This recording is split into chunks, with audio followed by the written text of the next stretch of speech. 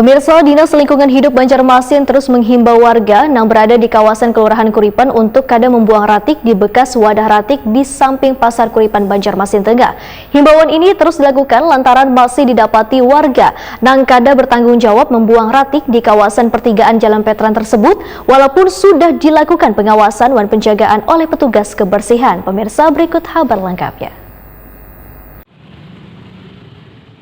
Dinas Lingkungan Hidup Banjarmasin terus menghimbau warga yang berada di kawasan Kelurahan Kuripan untuk kada membuang ratik di bekas wadah ratik di simpang Pasar Kuripan Banjarmasin Tengah. Himbauan ini terus dilakukan lantaran masih didapati warga yang kada bertanggung jawab membuang ratik di kawasan pertigaan Jalan Veteran tersebut. Kabid Kebersihan dan Pengelolaan Sampah DLH Banjarmasin, Marzuki Wahidita-Kuni Prima TV jelang tengah hari Selasa 14 Desember 2021 memandahkan, walaupun sudah dilakukan pengawasan dan penjagaan oleh petugas kebersihan, ternyata masih ada warga yang mengambil kesempatan kelengahan petugas wayah dini hari untuk membuang ratik di bekas pembuangan ratik yang sudah ditutup tersebut. Mengatasi permasalahan ini, maka Dinas Lingkungan Hidup Banjarmasin, ujar Marzuki, melakukan rapat bersama warga untuk memberitahukan bila kada diperbolehkan lagi membuang ratik di bekas wadah ratik yang berada di pertigaan Jalan Veteran lantaran sudah ditutup pun dipindahkan pembuangannya ke bekas lokasi pasar buah.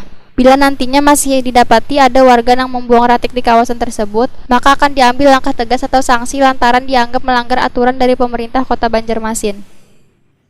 Ya, itu bukan hanya tidak pada waktunya, tidak pada tempatnya.